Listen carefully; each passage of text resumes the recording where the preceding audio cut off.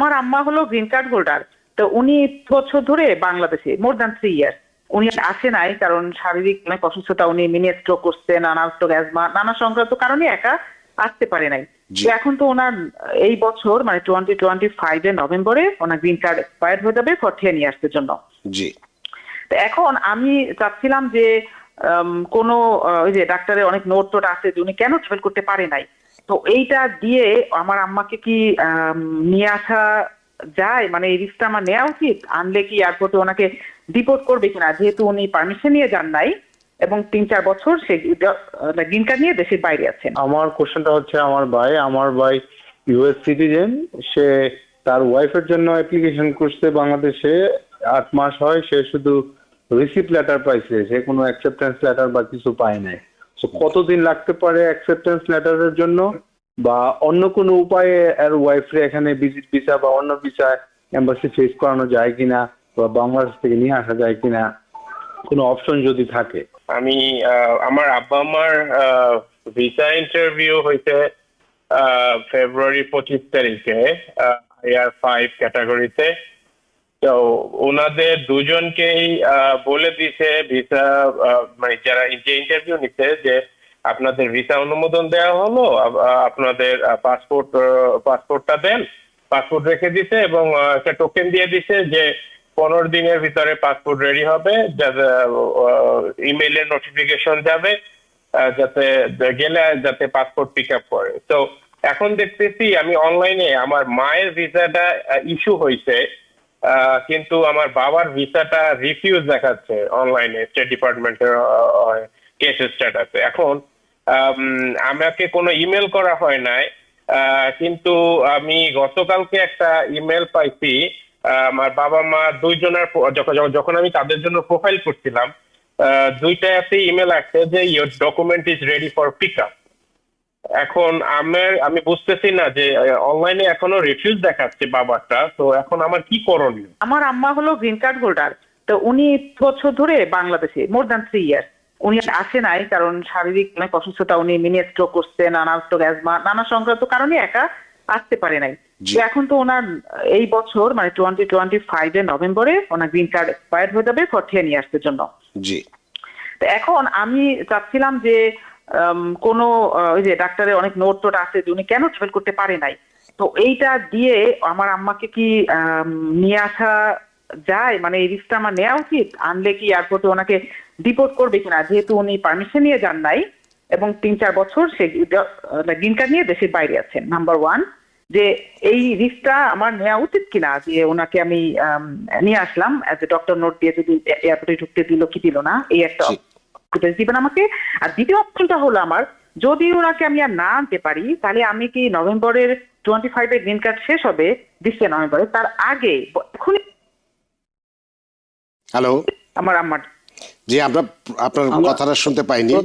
আবার যদি না আসতে পারে তাহলে নভেম্বরে কি বললেন? নভেম্বরে তার জন্য আমি রিঅ্যাপ্লাই, মানে নভেম্বরের 25 এক্সপায়ার্ড হয়ে যাবে গ্রিন কার্ড, 10 বছরের গ্রিন কার্ড। তাহলে আমি কি এখনই তার জন্য রিঅ্যাপ্লাই করতে পারবো কিনা? আর প্রথম পার্টটা হলো যে আমি ওনাকে ডাক্তারের নোট দিয়ে ওটা শুনেছি, প্রথম পার্টটা শুনেছি। মানে অ্যাপারসি রিপোর্ট করবে কিনা, উচিত হবে কিনা ওকে নিয়ে আমার রিস্কটা নিয়ে? হ্যাঁ, আমরা আপনার প্রশ্নটা বুঝেছি, উত্তর দিচ্ছি। অ্যাটর্নি অশোক কর্মকার। ধন্যবাদ আপা। আপনি বলেছেন ঘটনাটা হলো একটু ডেলিকেট আছে।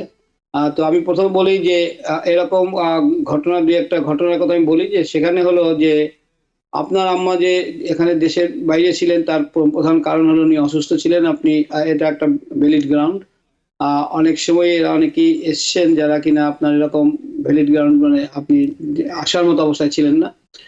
সাধারণত কি হয় যে যারা কিনা গ্রিন কার্ড নিয়ে দেশের বাইরে অনেকদিন ধরে থাকেন এবং অনুমোদন ছাড়াই যদি থাকেন, তাই ধরে নেওয়া হয় যে তারা অ্যাবান্ডন করেছেন, মানে ছেড়ে দিয়েছেন, তাদের কনস্ট্রাকটিভ অ্যাবান্ডনমেন্ট, কনস্ট্রাকটিভ মানে ধরে নেওয়া হচ্ছে।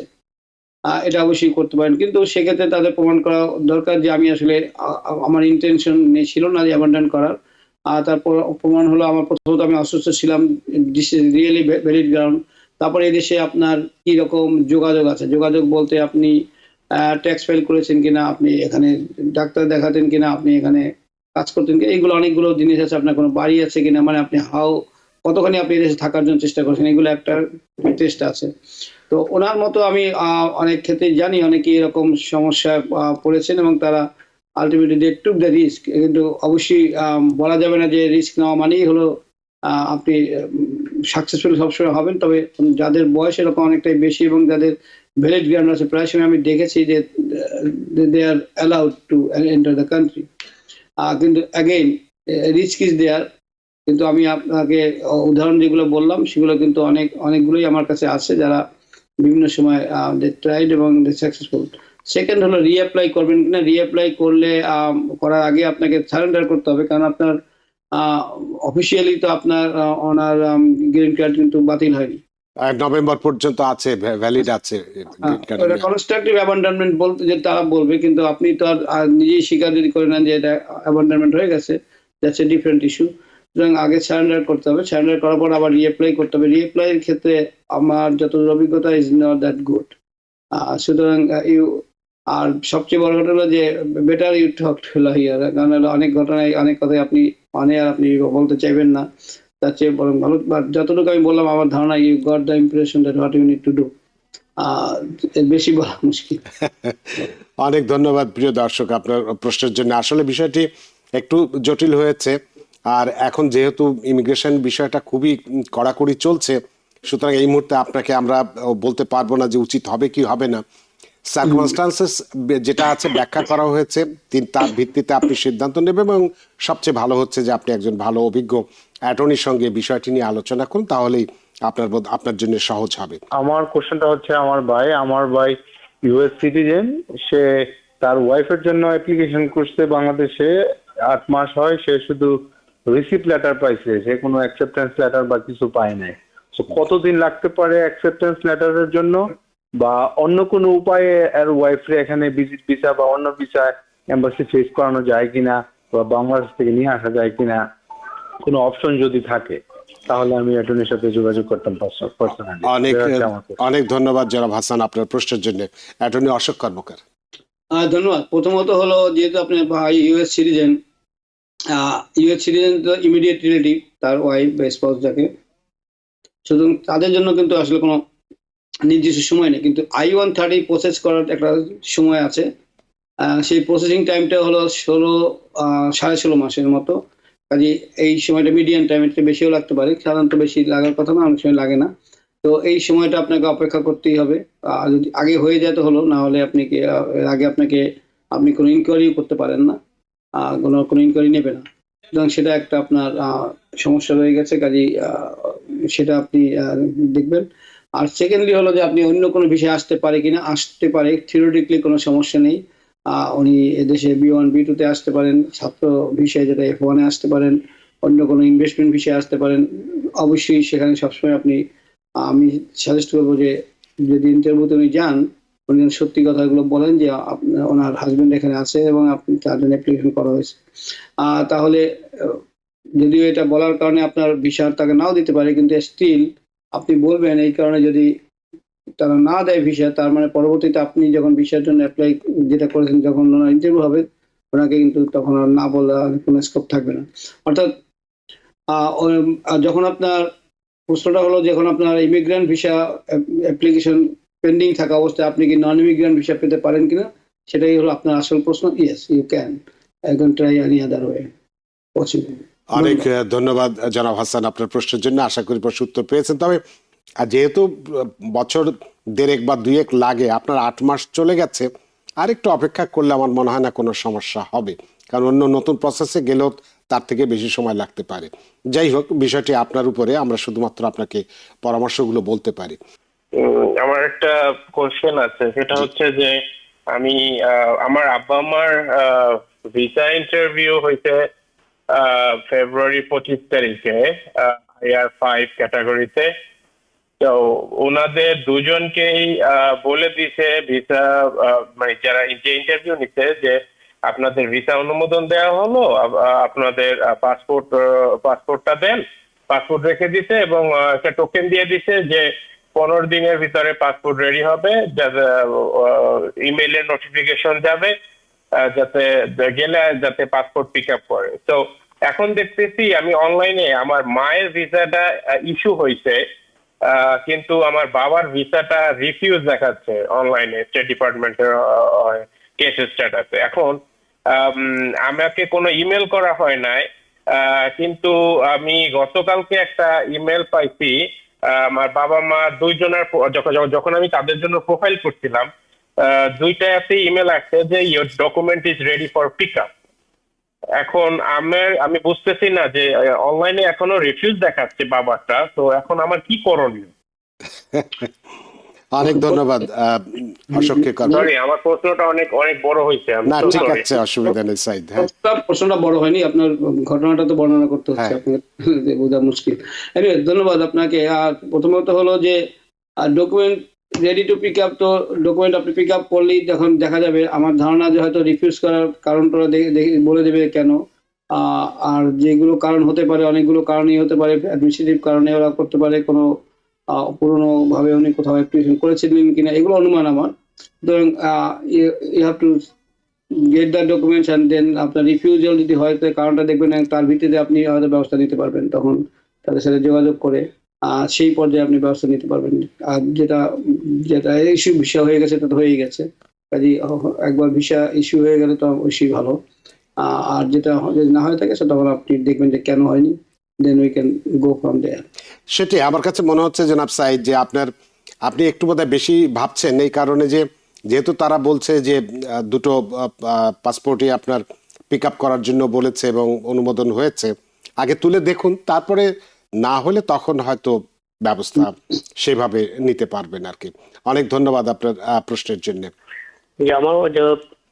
The prosecutorial discretion, the PDE, এটা granted হয়েছিল the last December 2024, the based on I-360. So after PDE request approval, so my case was transferred to the immigration court for the termination, almost 2 months. So I have a question: is it working now? Because I had many of those was the Trump administration বহিষ্কার করছে। আমার টার্মিনেশনের জন্য আমি কত সময় wait করতে হবে, বা এটা কাজ হচ্ছে কিনা একটু যদি কাইন্ডলি জানাতেন। অনেক ধন্যবাদ অ্যাটর্নি অশোক কর্মকার, আপনি কি ওনার সব কথা বুঝেছেন? আমি কিন্তু সব কথা বুঝতে পারিনি। আমি যেটুকু বুঝেছি, ওনার I-360 অ্যাপ্রুভড হয়ে যাওয়ার পরে ওনার অ্যাটর্নি কোর্টে অ্যাপ্লাই করেছেন, কোর্টে মোশন করেছেন তো টার্মিনেট করার জন্য। টার্মিনেট করার জন্য যখন আপনি কোর্টে বলেন, কোর্টে কিন্তু নির্দিষ্ট কোনো সময় নেই যে সময়ের মধ্যে, যেমন প্রসেসিং টাইম আছে, অ্যাপ্লিকেশন করলে আপনার প্রসেসিং টাইম দেখা যায় যে এতদিন একটা মিডিয়ান টাইম আছে, এর মধ্যে এটা প্রসেস করার কথা। কিন্তু কোর্টের ব্যাপারে কোনো এরকম কোনো নেই যে নির্দিষ্ট সময় নেই যে প্রসেসিং টাইমের মধ্যে করবেন। সুতরাং আমি মনে করি যদি আপনার অ্যাটর্নি আপনার যেহেতু আছে, আপনি আমার সাথে আলাপ করেন, তবু আমি বলবো যে কোর্টে 2 মাস সময় কিন্তু খুব বেশি সময় না কোর্টের জন্য। কাজে আরো বেশি দেরি হলে কোর্টে অবশ্যই কমিউনিকেট করা যায়, কোর্টকে বলা যায় যে উই নিড ইনফরমেশন এবং তাড়াতাড়ি করার জন্য, এটা কোনো সমস্যা নেই। কোর্টে তো যেহেতু একটা জায়গা আছে যেখানে আপনি কথা বলতে পারেন, then USCIS is very difficult to communicate with, কিন্তু কোর্টের ব্যাপারটা অনেকটা easy. Talk to your attorney এবং আপনি এই ব্যাপারে কোর্টের সাথে কমিউনিকেট করতে পারেন যে কেন দেরি হচ্ছে। ধন্যবাদ। অনেক ধন্যবাদ জনাব হাসান, আশা করি আপনার প্রশ্নের উত্তর পেয়েছেন। আমার প্রশ্ন হচ্ছে, আমার আম্মা হচ্ছে আমেরিকান সিটিজেন, তো 1 বছর আগে আম্মা না ভ্যাকেশনে গেছেন। তো এখন আমি এবছর আনার জন্য মানে চেষ্টা করতেছিলাম, মানে কি টিকিট কেটেছি, কিন্তু আম্মা একটু অসুস্থ হয়ে পড়েছে, তো আমি টিকিটটা ক্যান্সেল করেছি। তো নেক্সট টাইম আমি যাবো, মেবি নেক্সট মান্থ আমি যাবো আনার জন্য। তো এটা কি কোনো অসুবিধা হবে কিনা? আম্মা যে 1 বছর ছিল, সে তো সিটিজেন, কোনো পারমিশন দরকার আছে কিনা আনার জন্য? অনেক ধন্যবাদ আপনার প্রশ্নের জন্য অ্যাটর্নি অশোক কর্মকার। কোনো সমস্যা নেই, ইউএস সিটিজেনের জন্য কোনো নির্দিষ্ট নিয়ম নেই যে কতদিন বাইরে থাকতে পারবেন। Once she is citizen, she can stay as long as she wants. সেটাই, যতদিন, যেহেতু সে আমেরিকার সিটিজেন, যতদিন খুশি বাইরে থাকতে পারে, কোনো সমস্যা না, আপনি যে নিয়ে আসুন, কোনো সমস্যা হবে না। আমরা একটু জুনায়েদ আলীর একটি প্রশ্নটার উত্তর দিতে চাই। সেটা হচ্ছে যে তিনি বলছেন যে আমার ভাতিজা কানাডা বর্ডার ক্রস করে আমেরিকায় অ্যাসাইলাম ক্লেইম করেছিল, ইতোমধ্যে তার 2025 এপ্রিল মাসে ফাইনালি হিয়ারিং ডেট চলে এসেছে।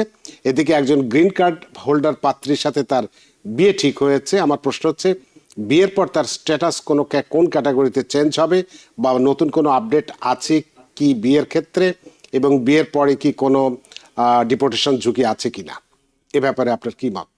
ওকে, প্রথমত হলো সমস্ত প্রশ্নগুলো অ্যান্সার করা একটু মুশকিল আছে, কারণ এখানে কিছু ইনফরমেশন আমাদেরকে আপনাকে দিতে হবে যেটা আপনি অবশ্যই দিবেন না। তবে ইন জেনারেল আমি কিছু বলছি, সেটা হয়তো আপনাকে তারপরে হেল্প হবে। সেটা হলো প্রথমত হলো যে উনি যেভাবে এসেছিলেন আমেরিকাতে, যেহেতু আপনার ভাতিজা আপনি বলছেন, সেখানে হয়তো অ্যাসাইলাম ওনার কন্টিনিউ করতে পারবেন, কোনো সমস্যা নেই।